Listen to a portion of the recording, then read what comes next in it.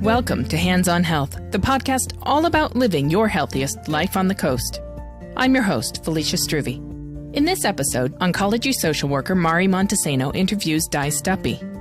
As Di explains, she's an old lady in the cancer world, not because of her age, but because she's been living with cancer for more than 20 years. One of the things that strikes me about Di is her optimistic realism. She doesn't sugarcoat her situation, but she also doesn't wallow in it. Cancer has worked in Di's life the way that fire works on clay. She is stronger and more beautiful because of her experiences. Hi, Mari. How are you? Good. How are you? Good. So you had a conversation with a patient at the cancer center today. I did. I talked with Di Stuppy. She is a patient of ours here in the clinic, and we have known her for a while now. And she has been on her journey of her cancer diagnosis for a good amount of time, which she will touch on today. It went really well. It's exciting. Good. So you said she's kind of a long hauler in the cancer world. Is there something that stuck in your mind from your conversation? You know, I think what really stuck in my mind was maybe two things. Her saying of attitude of gratitude, really being grateful for what she's gone through and the different stages she's had to deal with, but always having that gratitude. And then also what she kind of touched on about how she has felt during the pandemic, I think was really special to me, how she kind of made it into more of a positive outlook. So I think everyone will really love the episode, and it was great. Good. Well, I look forward to hearing it. Thank you.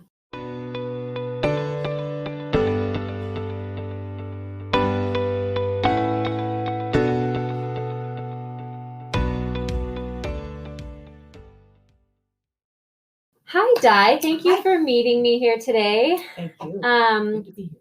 I wanted to kind of have everyone listen to your story and your journey of what cancer means to you and how it's affected your life and just everything. So why don't we kind of dig deep and start with you telling us a little bit about yourself?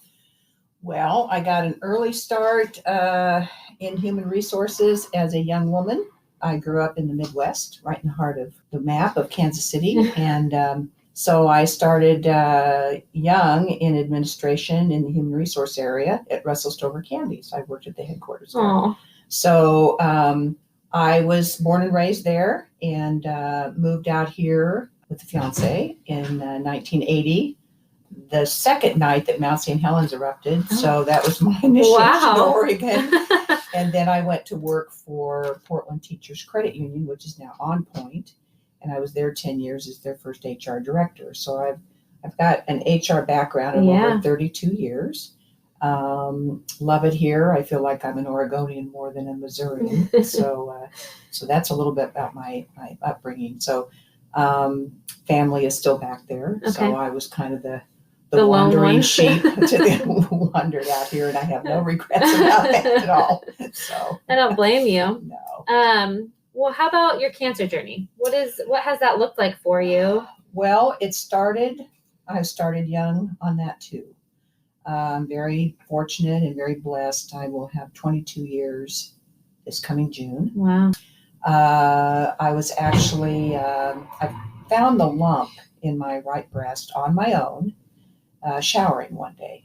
And it's like I used to do my breast exams religiously because my sister had breast cancer. Wow. She was diagnosed at 43 and I was diagnosed at 45. In my family, we have a lot of breast cancer. So I do not have the BRCA1 and 2 gene, but there's a lot of breast cancer in the family on my dad's side.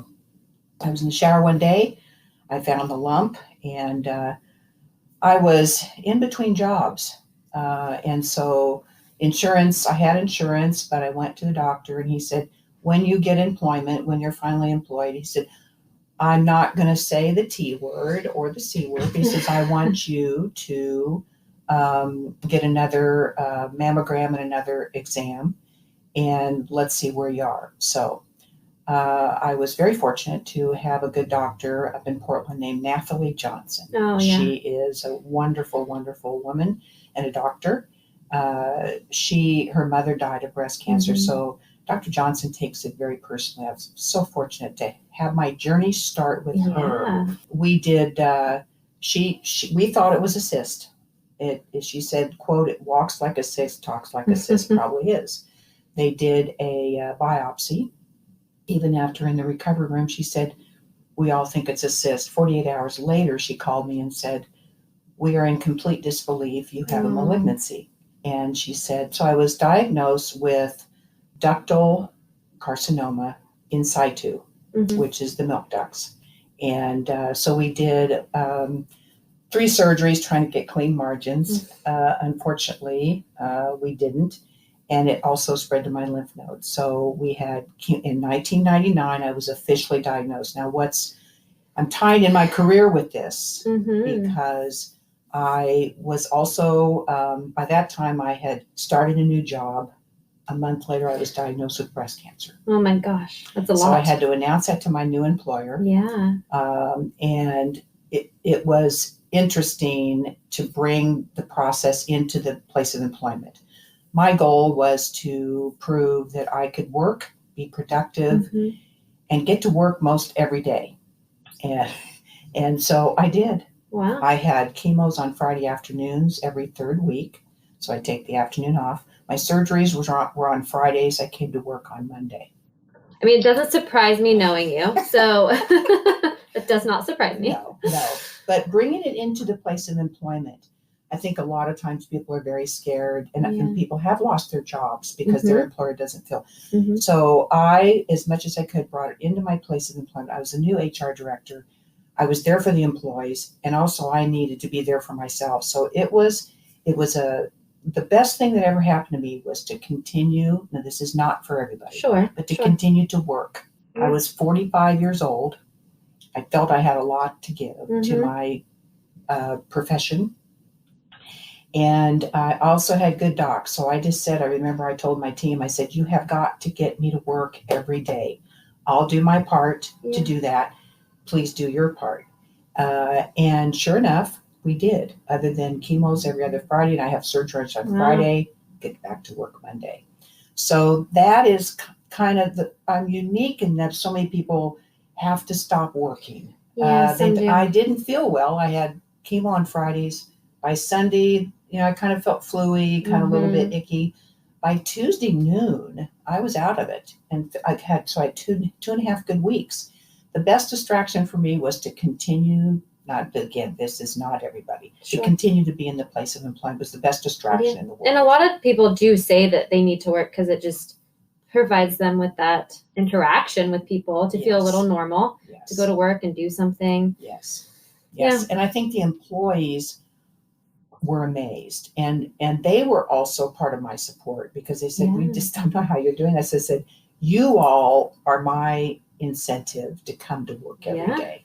So it worked. It really worked. And so Dr. Johnson is still in practice. I occasionally talk with her and make sure that if anybody in the particularly Portland area can get to her, they can. So I was very fortunate to start out with her. I think that was a real key to my success is to have, from the get-go, have a really good doctor I trusted, I had confidence in, communicated with me. We'll talk a little bit. Well, it sounds like she really met you at that personal level to understand what you were going through too.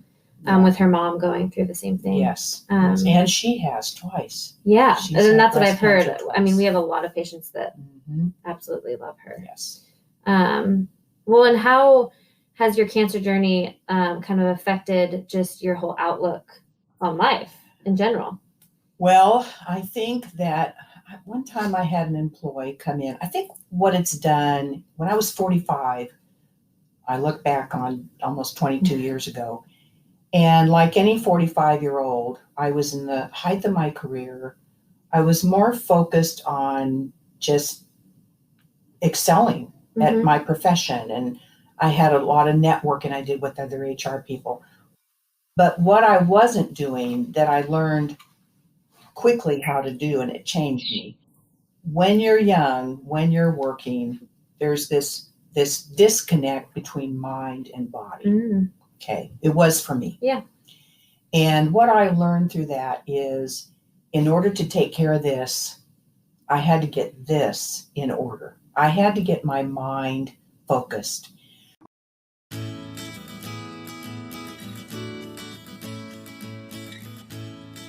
Hey there, it's Felicia. Thanks for listening. I'd love to include your questions or comments in an upcoming episode. To leave me a message, please call 503-338-4654.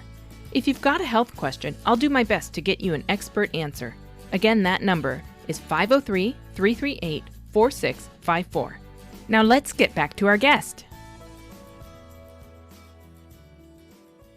When you're originally diagnosed, they move you through very quickly in treatment. I think it's intentional, and it's not a bad method, because I think they don't want you to stop and think about what's going on right now for you. Let's just get you through and started into treatment, get the x-rays, get everything. But then all of a sudden you have to stop and go, whoa, this is really big. This is really big. And I need to do some things to get the mind and the body to work together. That changed me. That took a lot of work, because I wasn't there at 45. I was going through the motions of life and being successful and moving and changing my jobs. And all of a sudden it's like, okay, this is way bigger than any of this you're doing. Yeah. And so it made me aware that I needed to be healthy both in the body and the mind. The docs were helping me with getting healthy in the body, but I had to get healthy in the mind. And so I worked on it, and I worked on it, and I worked hard on it. It's kind of scary for the mind to all of a sudden stop and go, okay, wow, this is really a mess here. This is big. And because I really believe that what you think, they say what you eat is who you are, what you think is who you are. Yeah. And that affects, the body will take on either good things or bad things based on what you're feeding it through the mind. Now that's definitely, no, I feel like it does affect, it and does. I think it just kind of speaks to the point of, at different times in your life, you're going to deal with things differently. Right. So I mean, it leads into my next question of, you've been on this journey for so long. What would you tell yourself, like now, but back then when you first got diagnosed, like what would you have to known to do? Is there anything that you wish you would have done? Yes. I wish that, and it's hard again at 45, I wish I would have empowered myself more. By that, I mean with knowledge. Again, I was working. I was reading HR journals. I was reading anything other than cancer research. I didn't empower myself enough. And I do now. There's no question now. I've learned how, the more knowledge you have, the more power you have. And I don't mean that in a bad sense. I don't mean you're taking power away from your doctors, because your doctors ultimately will outline for you the best plan of treatment. But you have a right, and you have, you should give yourself permission to, if something doesn't feel right, if 1 and 1 don't add up to 2, it's okay to stop for a moment with the doctor and say, talk to me more about this. I want more information. I need time to think about this. Now, I don't do that all the time, because sometimes you do need to have an immediacy for getting to point A to point B. But there's been a couple of times in this journey, and I've been very fortunate to have an excellent team of doctors the whole way through. My oncologist has become really my primary care, if you think about it. Yeah, sure. They have more, and they know more about you than your primary care does. But my primary care gets upset because I'm not doing enough. I see they're looking at me really closely. But I think, number one, empowering myself. I didn't have that back then. The other thing, and I'm not saying I'm not a compassionate person, but it did a couple things. It reprioritized what was important to me. And that changed even back then, because when you're young, again, what's important? Success and moving up and all this stuff, family and all that. So, and that's always important. Family's important. But all of a sudden, my priorities got flipped. And what was at the top of the list moved way down, and what was at the bottom moved way up. The other thing that changed in me, and not that I wasn't a compassionate person, but I became more compassionate. In HR, you certainly have to be compassionate with your course, employees. yes. But there was an employee that came in one day, and she was a difficult employee. She was a difficult employee in her work unit.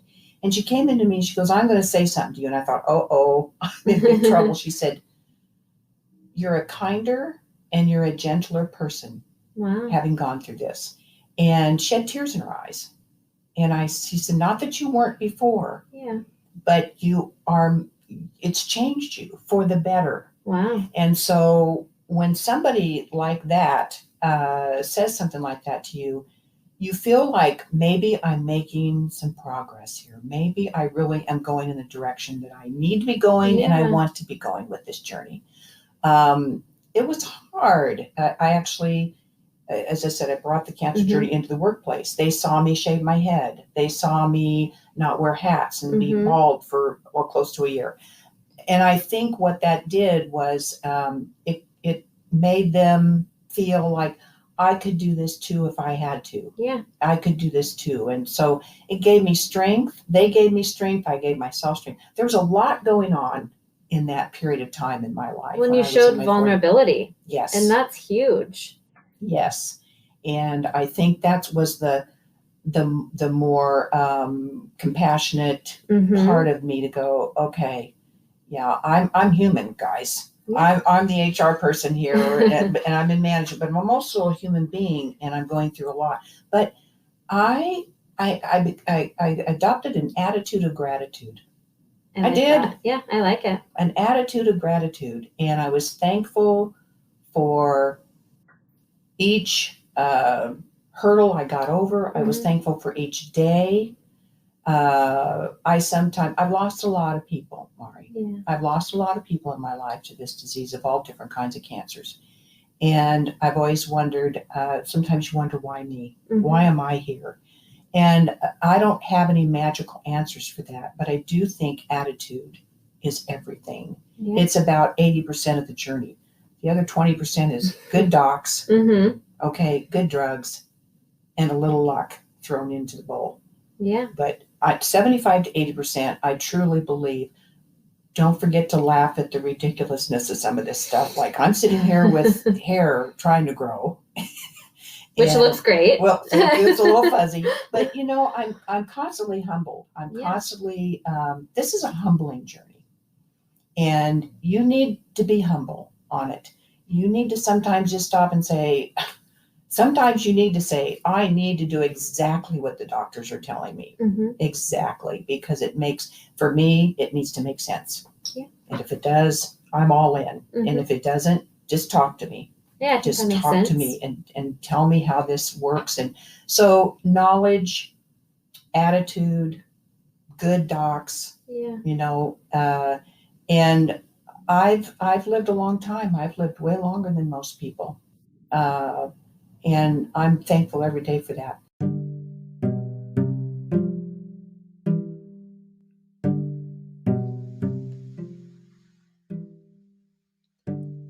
Thank you for joining us today. I'm Felicia Struve, and this has been part 1 of an episode of Hands on Health brought to you by Columbia Memorial Hospital.